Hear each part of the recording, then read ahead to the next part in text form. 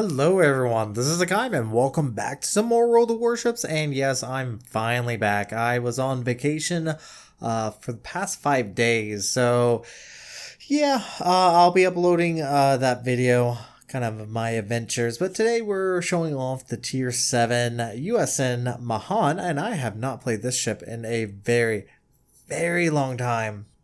It's been at least a couple years. Good lord, it's been that long. So yes, this is once again a part of the research bureau or whatever, where you reset the line. I reset the USN line because once again, I have not played the USN line. I'm not a big fan of the USN line. I know there's some diehard fans of this, but yeah, we'll take a look at the Mahan. Now the Mahan, as you can see, we are bottom tier here. Can run into tier 9 destroyers, and tier 9s very much have the stealth, the capabilities of doing a significant amount of damage, as well as being really, really powerful. Now the Mahan, it has its benefits. It does have triple quad launchers, torpedo launchers, one midship and two one port and one starboard, which makes it beneficial because that mid can fire either direction, but it does allow you the possibility of turning around and firing off your other set. Now the other issue with the ship,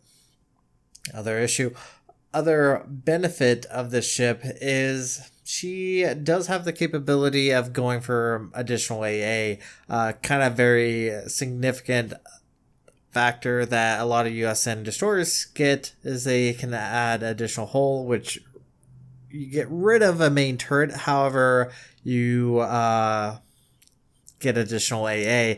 I prefer the guns, just personally. Obviously, the AA is nice, especially with the rework and whatnot. But having that additional turret is very, very beneficial. Now, the Mahan's not a very, very stealthy ship. 6.7 kilometers, especially when you're facing off against tier 9 destroyers, which many of them have under 6 kilometer detect. Yes, it can be quite terrible because you'll be spotted quite easily. 6.7, once again, not the greatest. Now, I do realize, obviously, that the enemy team is not coming down to the southwest, and we do see that a few ships, the Vaquelan, I believe also the Benham is spotted in the middle, so obviously it would be much more beneficial if I actually move back towards the center, and that's obviously what I'm going to do. The health on the Mahan is decent, 14,100. Once again, tier 7, kind of middle of the road, not the weakest, not the strongest, but very, very beneficial. Now, obviously, USN destroyers are very designed to be close range. Long range, they have that very arcing shell trajectory, which at times can be beneficial, especially if you get behind an island. You can lob those shells over and still land on target. The smoke generator obviously is a USN smoke generator, so it does have that very long duration. Now, the reason why I chose this battle was, well, not to really say too much about it, but it is going to be a good battle. Now, the torpedoes actually have a decent range once you have them fully upgraded, 9.2 kilometers. Not overly impressive, but still fairly useful, especially considering most USN destroyers up to this point had very short range torpedoes, which required either being very suicidal or using cover to your benefit. Now, New Orleans obviously is spotted. Open up, see if you can get rid of him. Now, this battle may not be the highest damaging, but there is a very good reason why I pointed this battle out. Do manage to take out the New Orleans.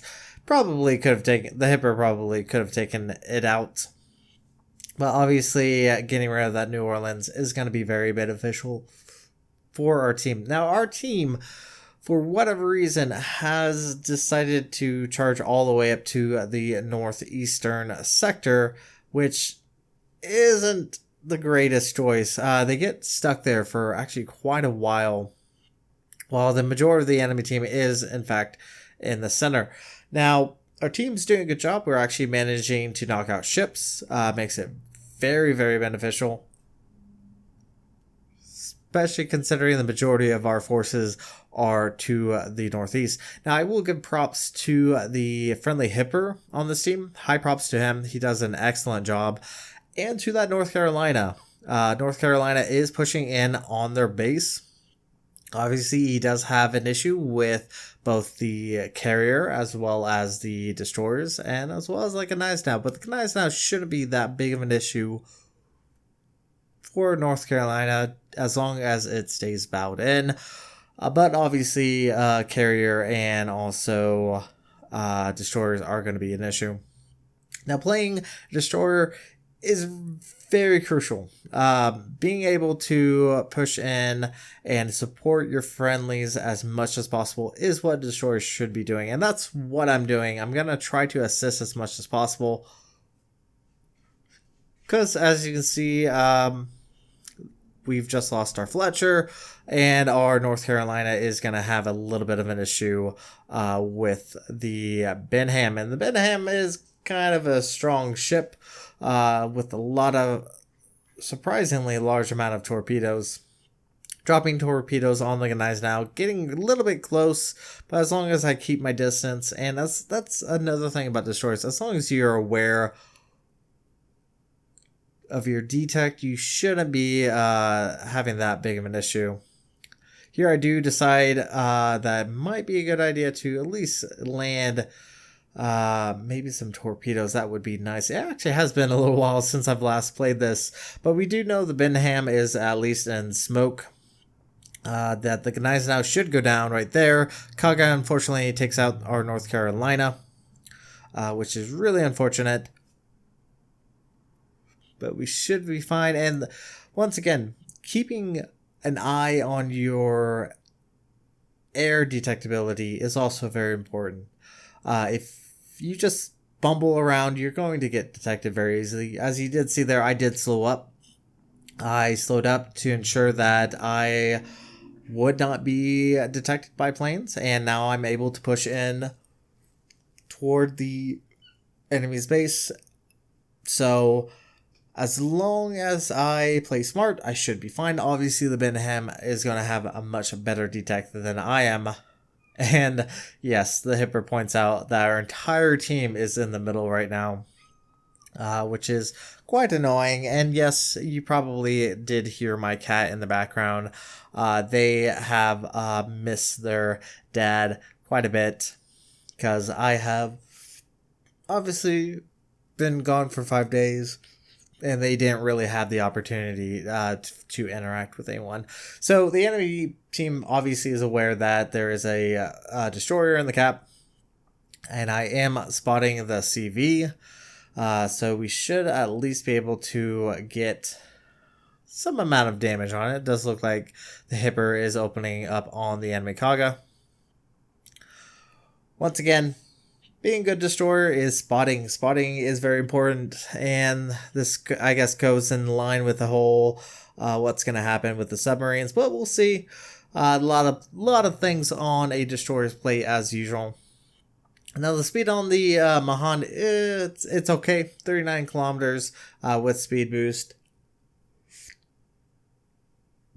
Usable for sure. Go ahead and open up my AA and pop my smoke screen, because why not? I have yet to use my smoke screen at all. Fortunately, it managed to dodge those incoming bombers, and we should be fine now. Unfortunately, I was in fact the one spotting the Kaga, but hopefully with the CV's help as well as the Hipper coming in range, we should be fine. And fortunately for us, our torpedoes are actually gonna hit. There we go. Managed one torpedoes. Torpedoes don't hit particularly hard. 6,911. Instantly focus on the destroyer. Even though the CV would be nice to get rid of, getting rid of a enemy destroyer is much more crucial because they are much more difficult to detect. And torpedoes are inbound. Unfortunately, I don't get turned in, and I am going to eat one right there, which is really unfortunate. It does knock off the majority of my health. And once again, there is the benefit of these torpedoes is they reload fairly quickly for sure, but they also, you're able to get them off even if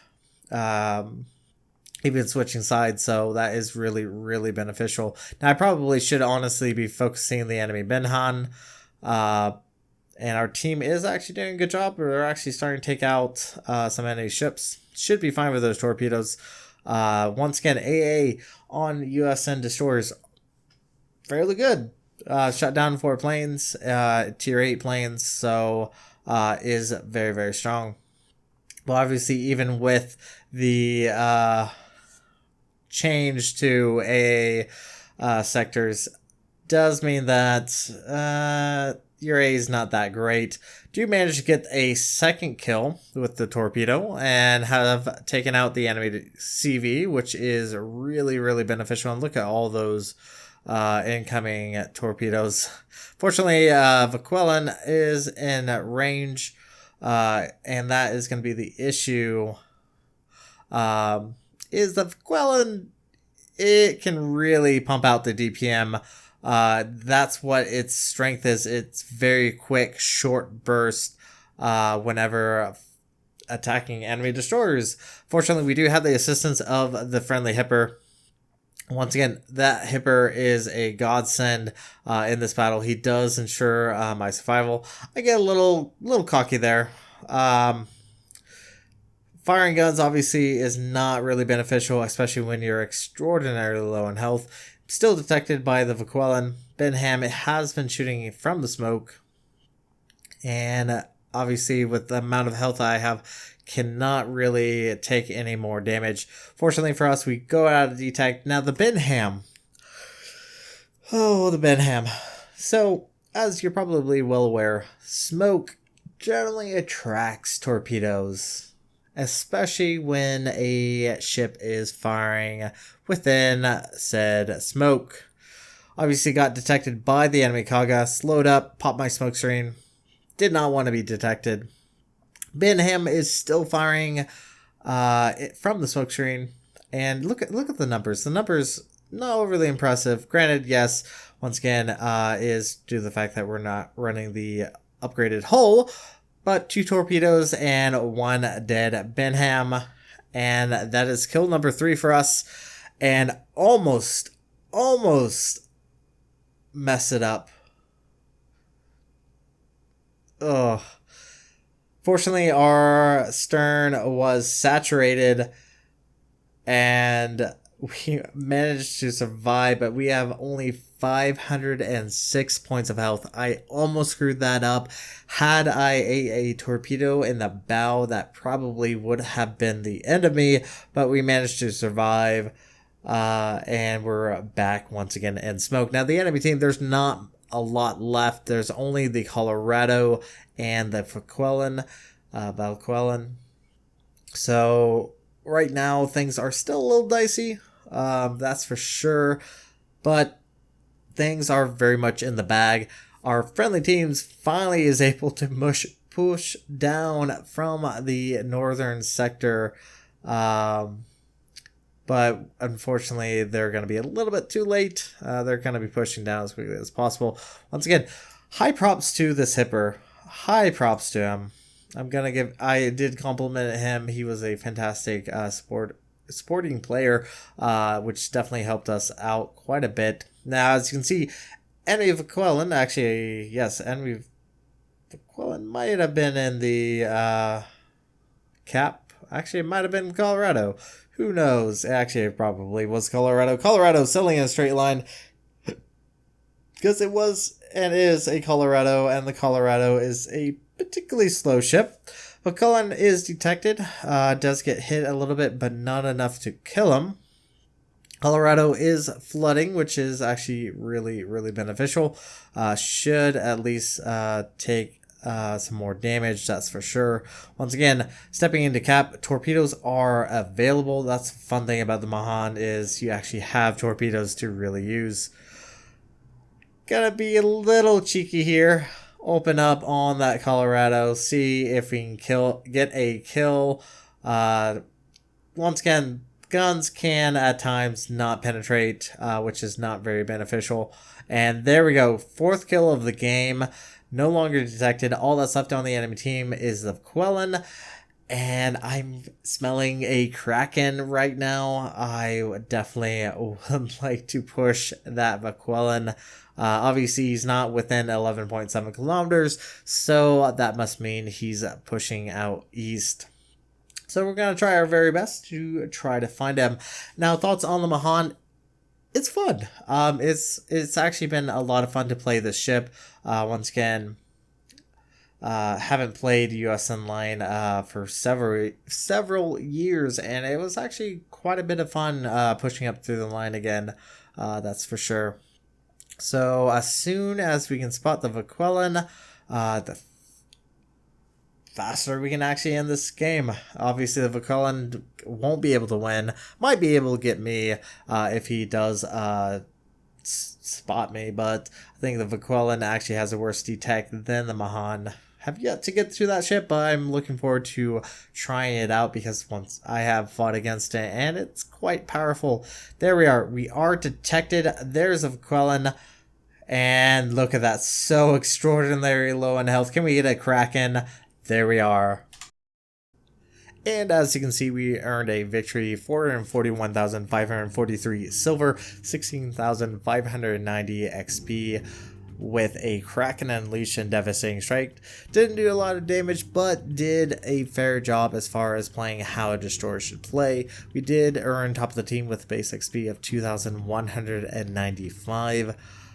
But that is going to be it for this video. Thank you guys so much for watching. If you like what you saw, hit the like and subscribe button. You guys have a great and fantastic day. Zaijen.